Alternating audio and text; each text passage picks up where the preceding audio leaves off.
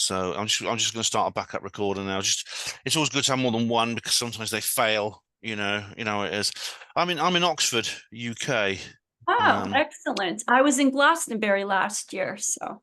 Oh, right. Not at the symposium, was it? I had done a conference there with Portal to Ascension, and then I did a retreat. I had a retreat. We went Right. to Agile and yeah. It's lovely there. Yeah, I went to the Yeah. Glastonbury symposium last year. It was brilliant. Where's the? I'm just waiting for the backup recorder to come on. It's going a bit slow. Probably.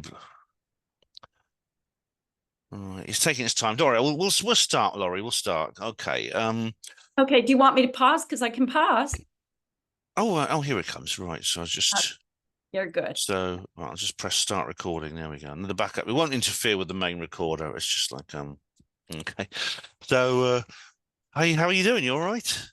I am good. I am really good. Great. Yeah. Brilliant. This is we're on the HPANWO show on HPANWO Radio, and I've got Laurie Wheeler with me. So it's great to talk to you again. It's great to talk to you at last. I've got to thank this lady, a lady who put me in touch with you. It's her name? It's on the Conscious Awakening at network.org. Yes, Sheila Seppi. Yes. Sheila. That's it, Sheila Seppi. Yeah. And I've had a look at your website, which is wellnesswithin.net. Yes. Oh, great. That's now if any listeners want to check that out, you'll find it at in the show notes. So you can find out everything Laurie and I are talking about. You'll be able to find out more about. So that's great. Tell us a bit about yourself and what you do, Laurie. Oh, goodness. Okay. Well, I have been in energy work for about 30 something years now. And I kind of came by way of it.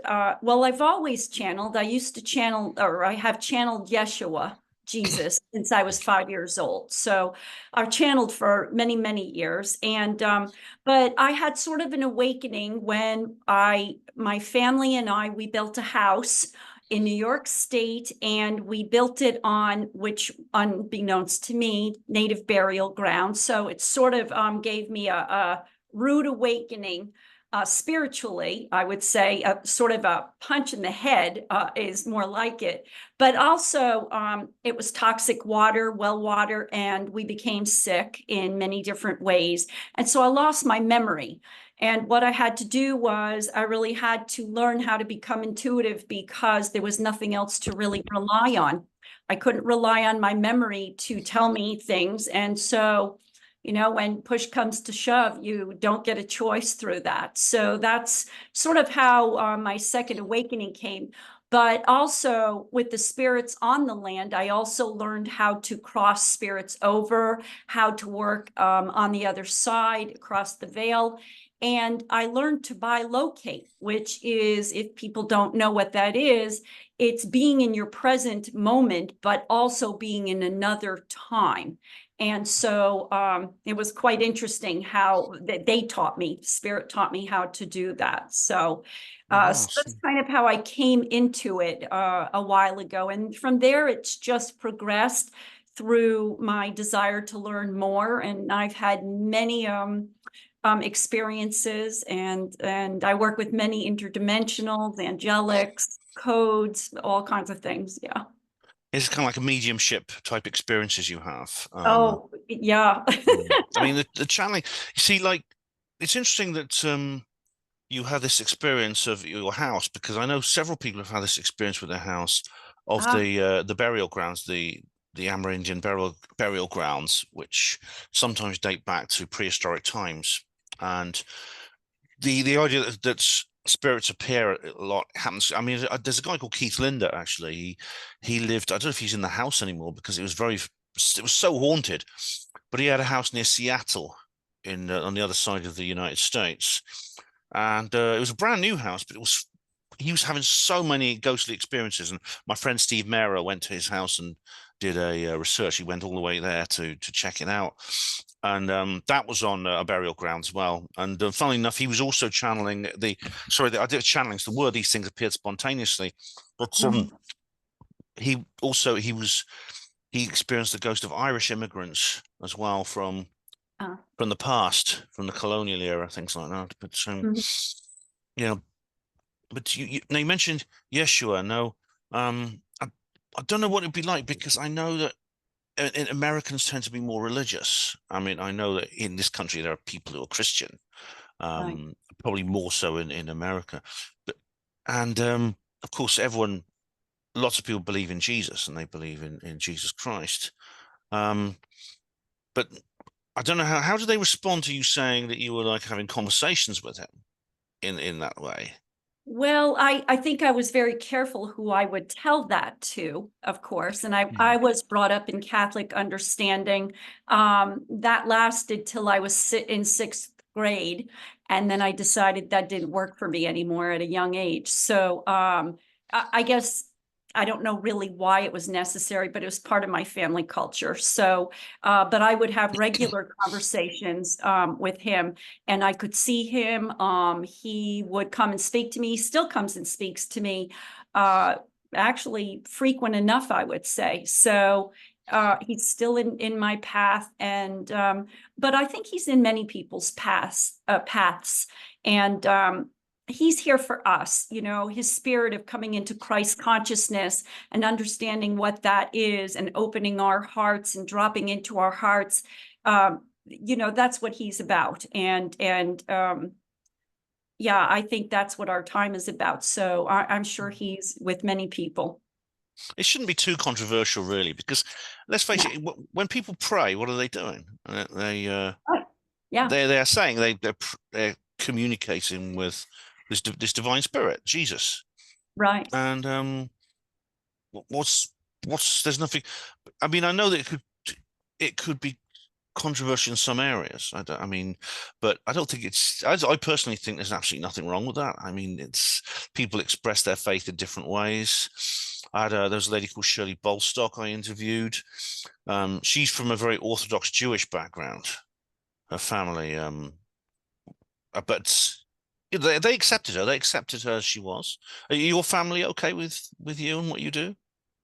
If you Uh, don't answer if you don't want to, but no, that's fine. mm, You know, I've written a book. I asked them to read. They were brought up in some of it. They know what I do. You know, whether they believe or don't believe, we really don't talk much about it. They're not where I am in my understanding, but that's okay. I really can respect wherever they are, wherever they need to come into, and you know, there's this mutual respect that goes on.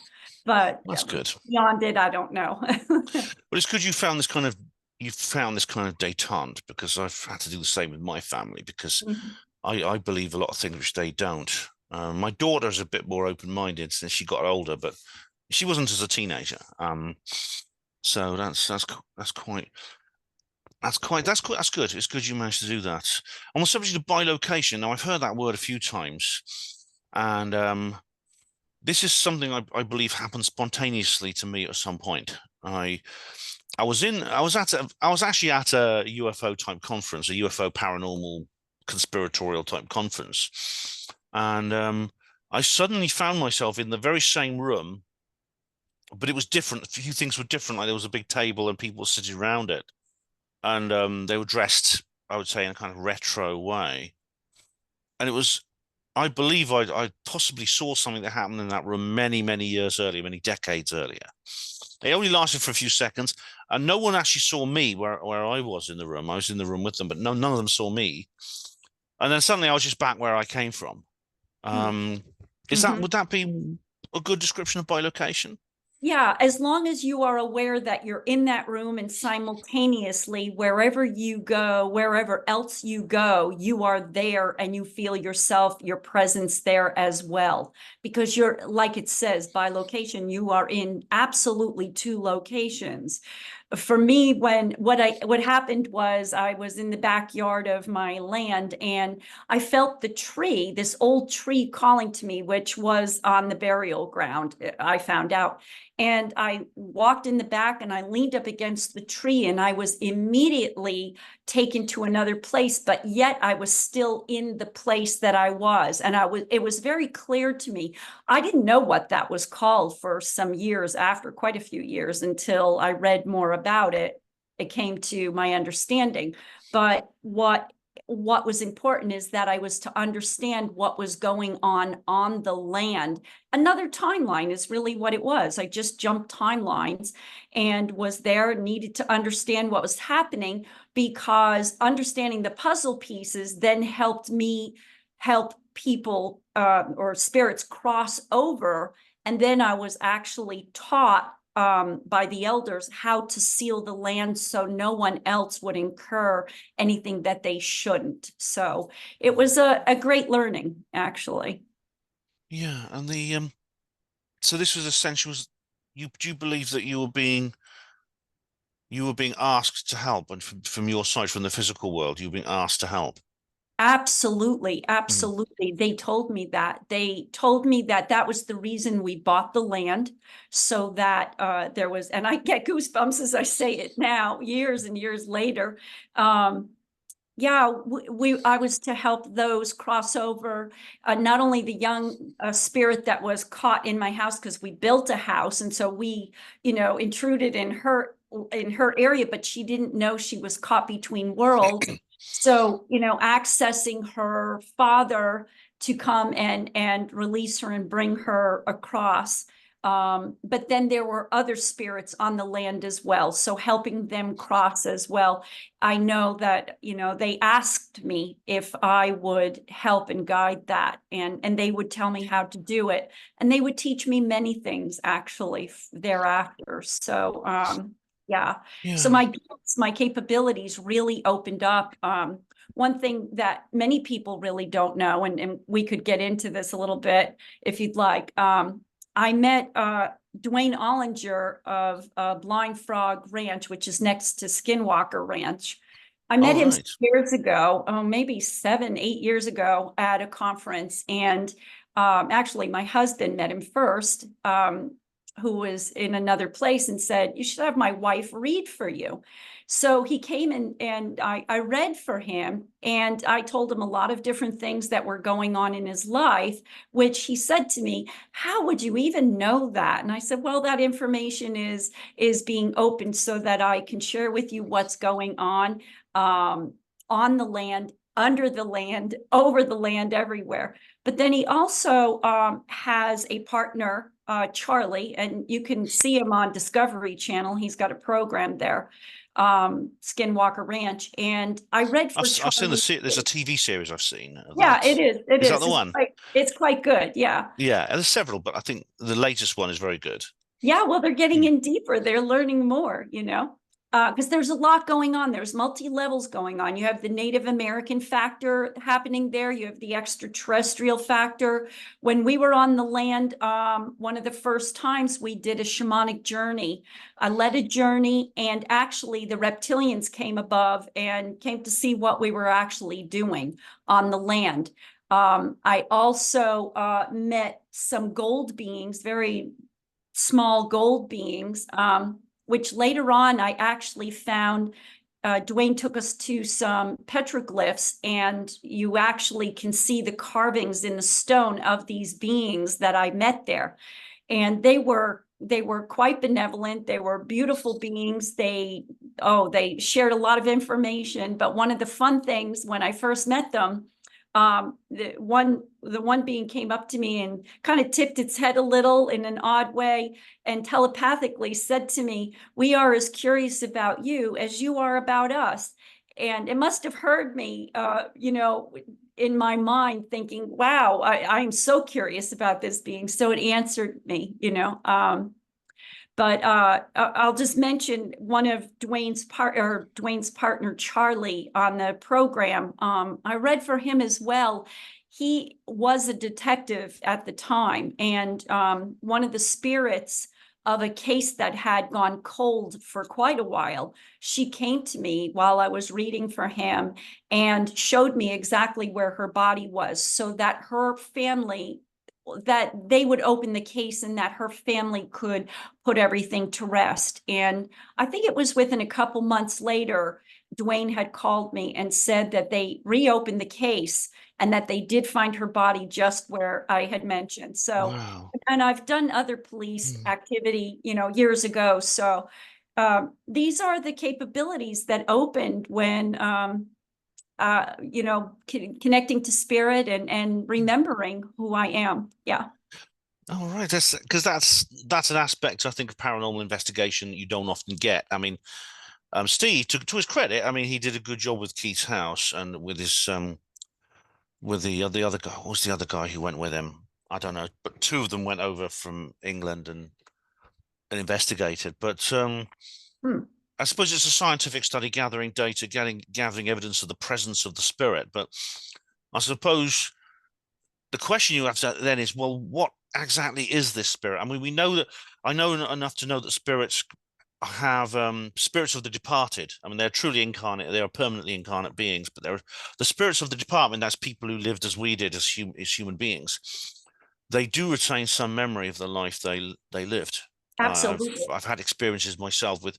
Um, Funny enough, I'll tell you very, very briefly. It's a long story. I'll shorten it. But I encountered when I started a relationship. I a long time ago in 2016. I had a relationship for 8 years. I'd just been dating my partner, and I just left her. And about the third time I've been to see her, and I encountered a spirit on a train when I was in a semi-conscious state. I was in half asleep. I was in the hypnagogic state. And that's when I had incidentally, that's when I had that time slip I told you about. And I saw him, but I didn't know what he looked like. I'd not seen any photographs of him. He died in 1988, long before I met Susan, my partner. And when she showed me a photo of him, I was astonished because I couldn't have imagined him, you know. So he had some memory of of the life. He had ability to see into the world he left behind. He was doing what a living father would do. He was caring for his daughter, wondering what kind of men were hanging around her. He's probably following me around to suss me out, you know, which is understandable. And but I mean, it's like I suppose that I mean I don't know what it's like to be a spirit. Obviously, we're all going to find that out one day. We probably have had that experience before, but Mhm. the question is, what do they want to know? Are they trapped? I mean, you mentioned you helped them pass over. You were asked to help pass over. Are some trapped in the same way that, for example, in movies, there's been some interesting new films that have come out quite recently, which tell ghost stories from the point of view of the spirit, such Right, as The Sixth Sense with Bruce Willis, and right, there's Ghost with Patrick Swayze, right, but which right. tries to explore what would actually not forget what the humans actually investigating the ghost. What if what if the central character of the film was the ghost? What's it like to be a ghost? You know? Well, yeah, so I can't speak really firsthand from complete conscious memory, but I've done enough soul regressions with people. I do past life and between lives.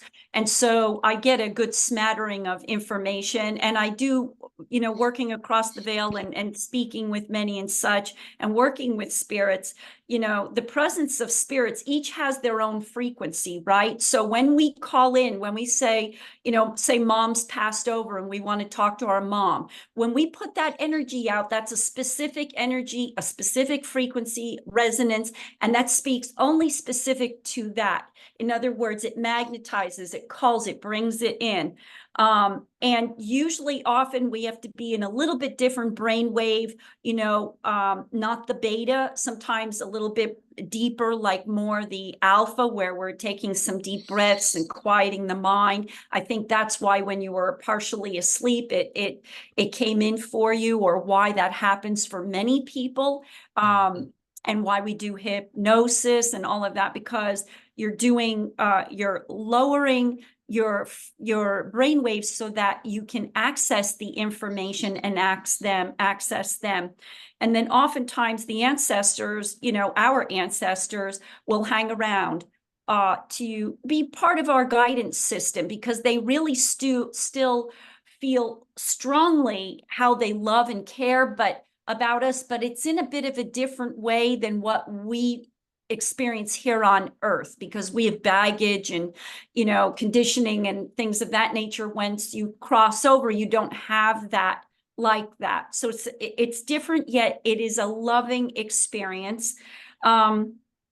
And so when you talk about, like not completely crossing over, like let's use the movie Ghost, for example. Yes, there is a place that, so in other words, when a person's spirit leaves their embodiment, there's a time, and it's funny to talk about time, but there is a time lapse before they completely cross. And so some, if it's been a horrific death, a startling death, it depends on how attached they are to those that are still on Earth. There's different conditions why they will get stuck. And so like on my land, there were many. What happened was there was a small war party that came upon a larger tribe and actually had killed many of the tribe. And so because it was such a horrific death for many, those souls were still wandering on that land. I mean, we could, my dog knew it. She would bark in a certain area of the house. I could feel it. We would see spirits or dark shadows moving through the house. I mean, we knew there was something going on. You had this feeling like when you would go out, you could feel something kind of watching you. You knew it. So even if you didn't know, you could feel something. And so they'll oftentimes communicate through electricity because we're electromagnetic, because a lot of energy that is transmitted is electrical energy. So, this is one way that they'll access us, also while we're sleeping or in these lower brain waves. I'm going to mention that I'm working with a quantum biologist, Dr. Glenn Rain. This is significant to what we're talking about right now, because we work in research together. He's a quantum biologist. He has the equipment to measure electrical energy and how it affects DNA. And so I can transmit energies, those spirits. So we're talking about the presence of spirits, each having its own energy. And we transmit certain ones to enter into the DNA. And I work with these codes also. And so we're transmitting energy in, and then he measures it and he checks to see how much conductivity is going on with that DNA and how it's affecting the DNA. And so it's quite interesting to see the calibration and to quantify this for research in science. Yeah, you mentioned DNA and electrical energy and things like that. I mean, I'm familiar with, for example, the electronic voice phenomena, which is kind of like it appears to be some kind of attempt of communication. But as for DNA, so is there? I mean, going back to the idea of electrical energy and healing, is there some connection there? Does it actually cause, for example, and our body has an electromagnetic field, right? In what way does it change DNA? And DNA is this very complicated molecule in the center of our cells and things like that. And which, of course, it affects the way we grow and the way we change. And of course, it's the fundamental to our health. Your DNA health can, for example, if it's healthy, you age more slowly, you can live longer, things like that, and you have less diseases. But how does that actually work? Well, you have biological DNA and you have spiritual DNA, and there are imprints, energy that holds information, and our DNA is made up of coded information, as is everything else. Would this be like, sorry to interrupt, but would this be like what Rupert Sheldrake talks about when he mentions morphogenetic fields? If you're familiar with Rupert Sheldrake. I'm not. I've heard of him. I've heard of his work, but I'm not really privy to what he speaks directly about. Well, because he says that he believes that DNA. He said that DNA manufactures proteins, the building blocks of life. It does. But he said he believes that the molecule itself, the physical molecule, has been overrated, and it's essentially been. He believes there is like something else beyond it. Well, there are atoms and subatomic particles, and when we get into the different energy patterns is what what also affects our DNA. So the different light frequencies and different patterns that come in. So we're electromagnetic. We know AC/DC, you plug into an electrical outlet, right? We know there's scalar, we know there's quantum. Being able to see all of them, they move in different ways. And it really has to do with the movement and the pattern of that particular energy. And it just adjusts as we move into different types of energy patterns. But they do speak to our DNA, and it's about what do I want to say? Sort of engaging with it and disengaging that which is a part of it. So when it comes to DNA, our biological DNA, and where we have an inheritance, let's say, of cancer. So that's still alive in us. It's still imprinted in it. So it's about disengaging that and not having that produce an outcome. Well, our spiritual is very similar to that. But it has to do with different frequencies, more in a spiritual way. Those that connect to us, the higher energies that connect to us, and that our higher chakras, beyond our 7 chakras, connect to our spiritual DNA. The lower 7 connect to our biological.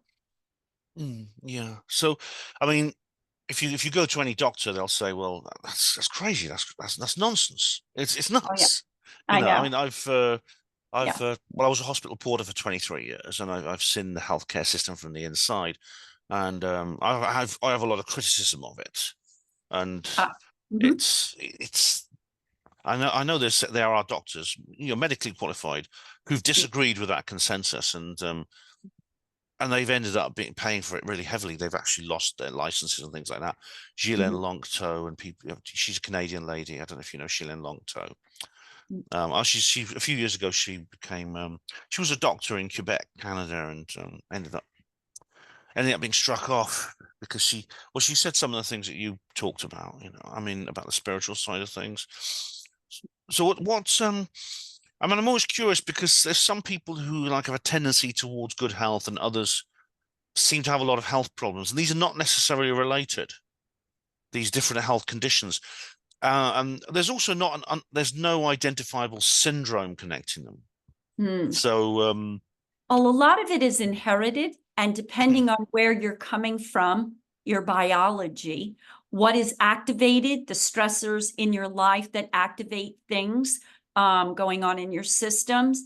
And then depending on what you're doing to rectify, if you're filling your body with all types of chemical medicines and such, your physical body is going to have a much harder time releasing and healing, changing that, whereas working with something that can match the energy that is imbalanced. So for instance, I'm a homeopath of 30 years. So it's an energy medicine that works with mind and body.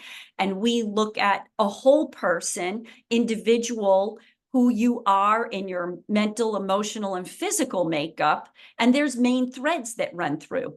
In traditional medicine and doctoring, they are more site-oriented, I'll say. If you have a wart on your toe, if you have a bad back, if you have eczema, they're not looking at the whole person, not looking at the root situation.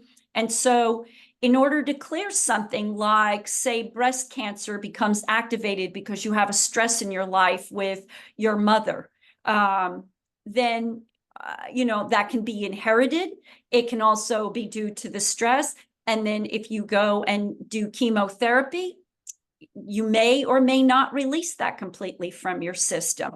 Yeah, it's particular to every person, what they're coming in to work through. Some people have a lot more than other people to release and clear because possibly in other times they did not clear as much. It's a very particular question to answer in a sort of way. yeah. As far as homeopathy goes, now I know a lot of people who've had good results from homeopathy, Yes. and I would never discredit it in any way. But the plausibility issue it's very well known. Skeptics go on about this all the time. Yeah. But it's so hyper diluted. You would have to drink a glass of water the size of the solar system to get one molecule of active ingredient because it's been diluted 100 times. So how does it work then if it's just water? It's not, though. It's not just water, it's energy. So energy transposed into either some substance, some type of medium, whether it be pellet, liquid, or whatever, sustained in that. And then like anything. So, it's an example like this. If you looked at me in a grocery line and you gave me kind of a dirty look, it would make me feel a reaction, okay? So energy creates reaction. Right. And I'm not the first to say this, So it's what your reaction is. So when you find something that matches a lot of the symptoms and you're given something that also can create the opposite effect in the system, then you're going to have a reaction to that. Oh, I see. So it's a kind of like it's more like works like a kind of vaccine then on a spiritual level. Yes, kind of like a vaccine on a spiritual level. There's no actual substance in it, but there is energy. And we know energy. Like if you took a lamp cord and you plugged it into the socket, I can't see the energy, but I know there's energy in there, right? Well, How the do lights we on, know yeah. that? How do we know it? Because we can measure it. So this is what the doctor, the scientist that I'm working with and I are doing. We're calibrating and measuring the conductivity of that energy into DNA. So here's an example. I work with these codes, okay? These codes have been given from different star beings. They've been put together and they found their way to me. Now, you might think, well, they just look like squiggles, but it's the energy that's held in them. It's just like if you were to write your name, there is an energy held in your name because everything is energy, right? So what we did is we took the codes, the writing of the codes, we put the DNA on it in a container. He measured it. It came out a certain percentage. I think it was like 6%. An hour later, he measured it after I activated the codes and transposed them into the DNA, okay? And the amount of energy was 142%. What did we do different? Nothing, except I activated those codes. I woke is not a good word. I engaged with the energy. So if you and I were just to sit and look at each other, I wouldn't know exactly what you're thinking unless you tell me. And why? Because it reverberates to my ear and I make sense of the language. I can put it into a language I understand, but it's just energy moving to me.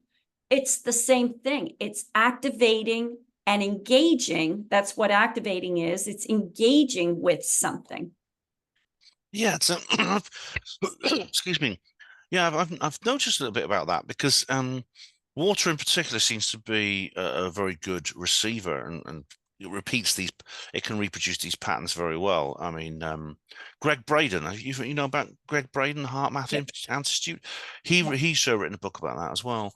And I was interested in Masaru Emoto, his Japanese guy, because he froze. You know how he froze the water, and it would even just putting a sticker with a message on the side of the container would change how the water was actually came out. It's really interesting. Yeah, it's really interesting stuff. So you do like spirit adventure tours. What's that all about? I do. I love this aspect that I work in. I take people on retreat to different sacred places in the world. And we've been to Mexico, Peru, Hawaii. Last year we were in Glastonbury for 5 days, went to Tintagel, went to Merlin's Cave, Stonehenge, and we had amazing time. And then we went over to south of France to follow the Magdalene footpath to open up to the divine feminine. And this year we go to Egypt in November, and I've been guided to go there. We're going to spend 11/11 in the King's Chamber in Egypt and activate, initiate, bring about remembering is really what it is. And the energy right now of Egypt is so incredibly up-leveling for people. We're remembering our time because it has to do with taking us through the densities into another dimension. And what that means is viewing our reality in a different way. I mean, that's what it is. It's your perception of the universe and the aspects in which you look at the universe and see your reality. And that's what's changing. That's what's going to move us out of 3D into a different dimension. Right. Yes, there are certain places you can go to, which I like that. I mean, Egypt is one of them. Glastonbury's a place I've been to several times, and last year I wasn't there at the same time as you, but I went to the Glastonbury Symposium in July, which is a really, really cool event. It's a really great event to go to, and I found it changed me. I was like, there is an energy of an area, I believe, that has an effect on people. So, for example, I found myself becoming, on the one hand, very joyful and ecstatic, and I felt incredibly uplifted. But at the same time, I found myself being hypersensitive, and I sometimes became quite irritable because harmless things that people said felt to me like insults, like I was becoming paranoid, as if I developed a kind of very thin skin. Do you know what I mean? Yeah, And yeah. I had to apologize to a few people because I was very irritated. I was snappy with them at some point, and sullen, and it's weird because I'm not normally like that. But this Glastonbury driven me into those extremes. Yeah, Do you know what I mean? yes, I absolutely do. So we know that Glastonbury is the heart chakra of the earth. Okay. So now what you're saying makes perfect sense, right? So it's uplifting. You're feeling the polarity of your heart, that which pains or what holds in your heart, and simultaneously knowing the beauty and the magnificence of who you are as a person. And it's a dichotomy in a sort of way. It's like feeling these two aspects of you, and it's all of you, you know. And what's very difficult is to feel the pain of who we are, you know, the shadow side. But the shadow side, it's interesting, you know, we all want to get rid of the shadow side, but the shadow side is there to teach us, to help us propel into the light, so that we want to be of the light, so that we grab hold of the light. And some do, some don't. But it's how we grow ourselves. Yeah. Yeah. I mean, other places have had an opposite effect on me. For example, last year, well, a few months ago, it was actually November. I went to Las Vegas. Yeah. There was a place called Stairway to the Stars. You know what I mean? Because you laugh because you understand that place doesn't get on with a lot of people. Don't fit in there if you're. It's a heavy energy there. Yeah. There's multi things going on simultaneous. It's one of the dark places, you know. Yeah. It is, yeah. And it holds it. So, you know, in timelines, you know, so let me just explain what a timeline is for viewership if they don't know. Time does not exist in the way that we think of it, like in a calendar, day by day by day, hour by hour. But that's outside of our dimension that it exists like that. I mean, in our dimension, it exists like that, day by day and such. Outside, it has to do with gravity. It has to do with 3D. It has to do with that. When we get outside of that, there are multi-times happening simultaneously, multi thousands of different times happening. So, you know, you could say what was going on in Vegas 40, 50 years ago is still going on, but we're standing in current time today, but we still can feel that happening. Same with Glastonbury, right? It's gone through a lot of its changes and it's working to change others, but it carries the energy from long ago. And that's what people are called to, that experience, because they want to feel that. And that timeline is in existence right now. Same with Egypt. It's very high energy. It's there to bring us to remember, help us remember what and who we are. Very important right now. Oh yeah, I mean, a long time ago, decades ago, in near Las Vegas, there were numerous nuclear tests. And this was in the 1940s and 50s. People didn't realize the danger of doing nuclear tests near a populated area, and radioactive clouds covered the whole place. And the place all through the 20th century and to now, it's been a place of shallowness and materialism. And I could feel it. I really could. I became quite ill. I wasn't irritable with my friends. If anything, I became very close to my English friends I went over there with, and I sort of clung on to them. But I didn't leave my hotel room for 2 days at one point because I was really ill. We went like 5 days before the conference.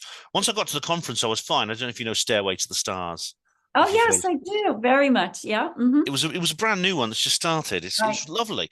Once I got there, I was fine because I was back in that high energy state, because it's actually very similar to the Glastonbury Symposium. It's actually bigger and more elaborate, but it's very similar to that. It's well worth going to, I'd say.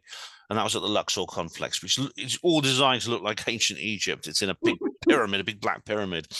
Right. But so I do think this sort of thing is real. It's, of course, because I mean, I have illnesses that can't be treated. I mean, I've had illnesses in my life, nothing life-threatening, luckily, but I've had annoying and painful and uncomfortable illnesses, such as eczema. I've had skin problems. I've had numerous skin problems, you mentioned. And although I take cream and I've done urine therapy and things like that, which the urine therapy is very good, actually. It's much cheaper than any cream. You can just get it free from yourself. Right. Just wee in your bath, basically. That's right. That's very good for your skin. But it's sort of come and gone, but it's attached to, it's connected to my state of mind, my state of being. I've come down with other illnesses in the last few years. I split up with my partner, who I mentioned, and that was very painful. I've had other things, such as my first daughter was stillborn. Sorry. Wow. Thanks. And so when my second daughter was born, I mean, she's fine. My second daughter, she'll be 30 soon. I mean, she's grown up. But when my second daughter was being born, I had terrible tonsillitis. My throat just became, and nothing would shift it. It felt to me like some kind of biospiritual mutiny. Like my very body was attacking me. Or something subconscious was making me do this, and I'm still experiencing that today. And I'm not even bothering. I haven't even bothered to go to my GPs, because I know there's all they could do. They give me some cream or something, but it wouldn't do any good. Yes. So I had hands-on. The best results I've had is from hands-on healing, which I had at a spiritualist church, which was really nice. So that's a bit like Reiki. It is, yes. Yeah. Yeah. Oftentimes it's good to look at what's going on in a person. What are they feeling at the time of illness? And that will tell you a lot of information. And then what's going on in their life also. So how do they feel about things? And what is actually going on? And then you look at the illness, and you can usually derive some information out of that.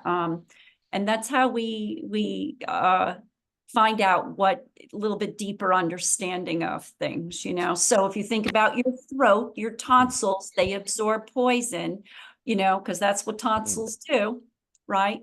Could have been something at the time, really bothering you, fear, holding your thoughts or what you wanted to say back, It could be numerous things, and I don't want to go into it, you know, on air right now. Fair enough, yeah. But Yeah. I can see what you mean. Yeah, it's because my skin. I don't have the skin problems now. I don't have those anymore. Those are gone. I don't have hay fever anymore. But I've still, I still feel like I had an argument with my father and things like that, and that made me feel ill. Yeah. So emotion really affects a person. Yeah. So it's what we say in my scope of type of healing. If the ground is fertile, you know, then it will grow. But if your ground isn't fertile, meaning if the stress isn't there, whatever it is that comes into contact, because you come in contact with all kinds of bacteria, viruses, fungus, you name it, you know, every single day, really, all kinds of microorganisms. Why is it that only at certain times you will get something?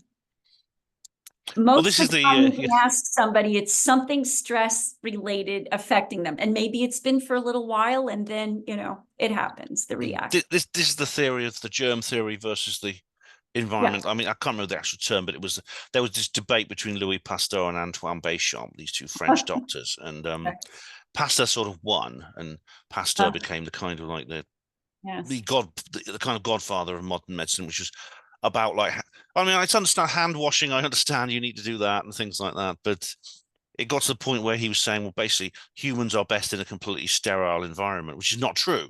No, it's not true. If you're in a sterile environment, your immune system would cause all kinds of problems for you. And it does, you know, it does if you live in too clean an environment, and things like asthma and things like that and eczema come out of that. I think they're autoimmune things. Well, we're created to be in a symbiotic relationship. Terrain theory, that's it, yeah. Yeah, and so you have some of the worst type of bacterias, viruses, molecules going on in your system, you know, microorganisms, I meant, going on in your system, but because they live in a balance. And so what it really says is that we have to keep ourselves in balance, you know, and this is the real key. So many people now are looking at how to create balance for their life. So, you know, I want to say part of during the COVID situation, what happened was people were staying home, they weren't interacting as much and such. And we began to look at ourselves and began to think about what was important, not important, making changes in our lives. And some of our friends and family we were disconnecting from because we realized they were creating problems in our lives, you know? And so, and this is still going on right now, but I think we came into a better awareness of this aspect for ourselves. Of course, the time is just right. This is when it's supposed to be happening as well. So, yeah. Yeah.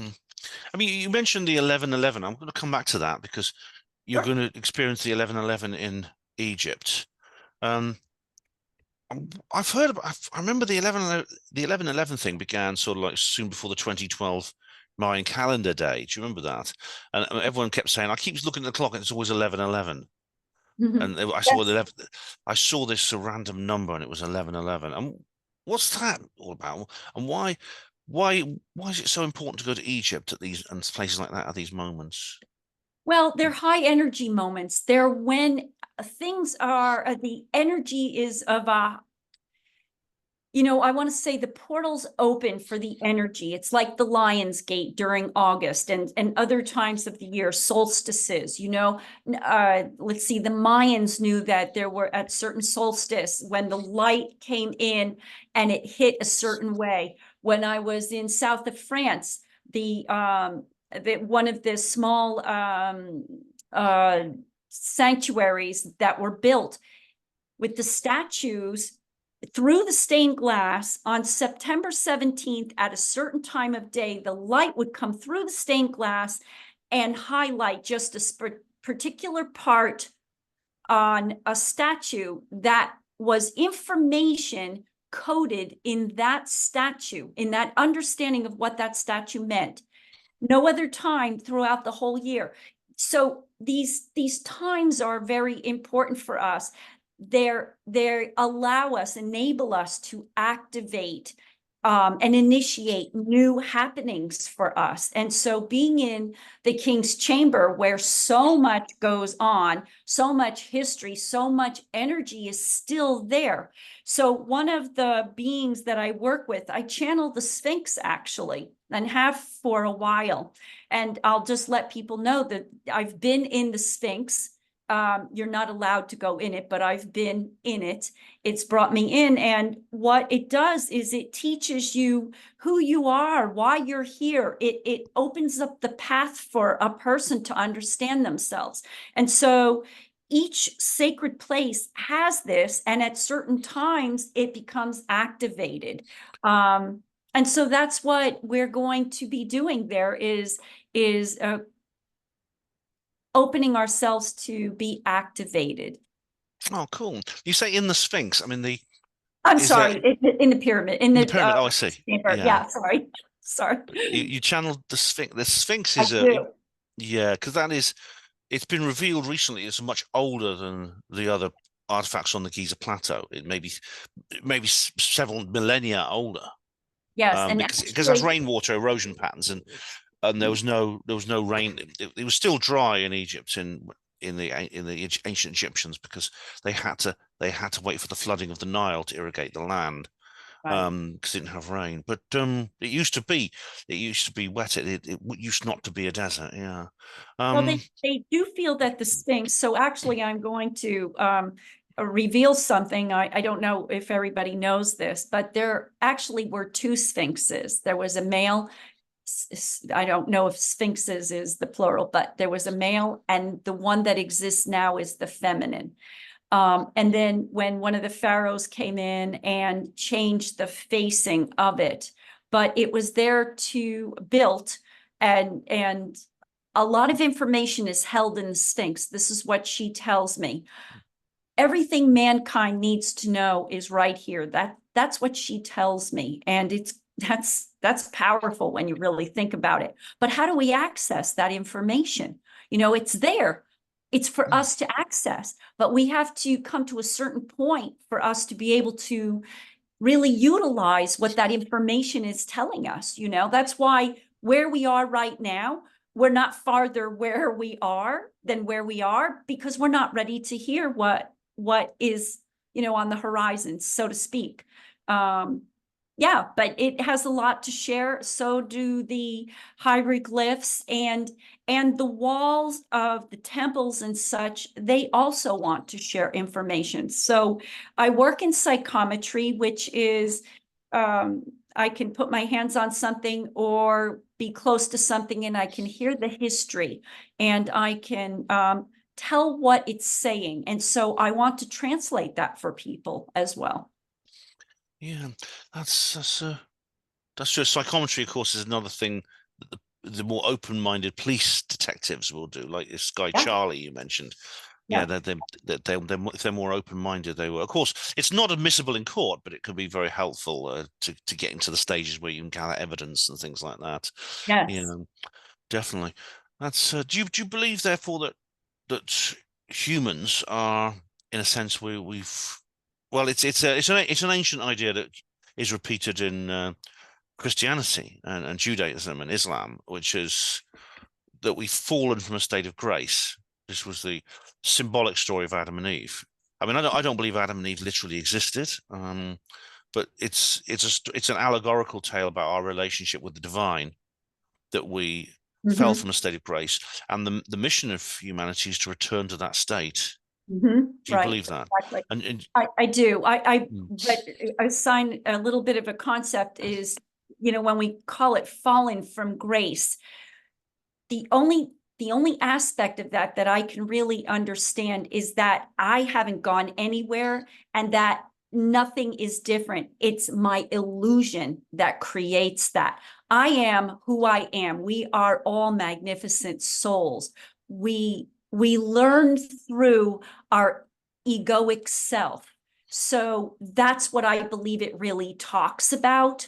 But I don't believe that anything, I believe that I'm still divine in my way. I'm just coming back home to that.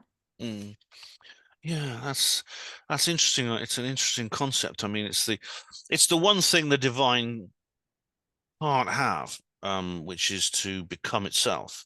Right. To because if it is all and knows all, I suppose maybe it just gets bored and thinks, Well, all you right, know, let's I let's don't know if it's such a thing board. This is what I hear through the codes also.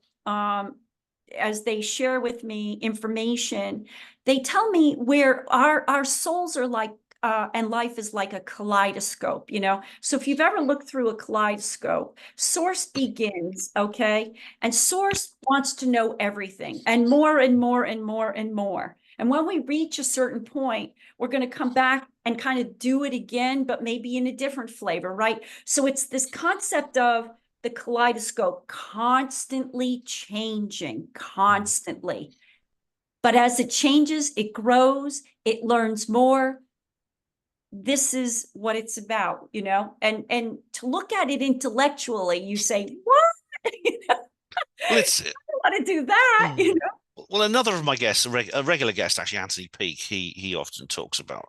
It sounds a bit like what he talks about the infinite recurrence and the you go through cycles and cycles and greater cycles, and eventually you eventually get somewhere. You eventually arrive at a certain place in this eternal journey, but the journey doesn't end; it goes on to other things and etc. Now, I wanted to ask you. There's another thing I wanted to ask you about here from your website: dream vision. Now, is this to do with like actual dreaming? Well, you know, dreaming, when you ask a shaman that question, a shaman will tell you that the reality actually exists in the dreams and that this is not our reality. So it's like the question, which comes first, the chicken or the egg? You know, it's a matter of perspective, as is everything, right? So when you look at dreaming, dreaming can be lucid dreaming, it can be meditation, it can be any type of outside of your real intellectual thinking, you know? And that's why I call it dream vision, because it's all about what you envision during this sort of like what we think dreamy state, you know? And we all do it. We all stop for a moment, like we kind of, get caught for a few minutes and then we come back in our head again.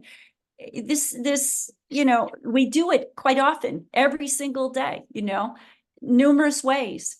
And so, yes, I think about it's just a different way to see something. Yeah, it's. I mean, I'm interested in dreams themselves.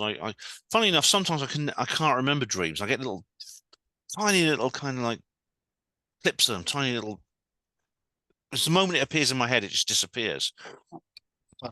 A moment, they're like that, and then they come, and then more come along, and then I remember them. And so, for example, I had a little sleep this afternoon. And I remember the dream I had very clearly. It's Mhm. it's it's. I remember I was in this hotel, and it was a bit like the one I stayed at when I went to Contact in the Desert, where I'd just been.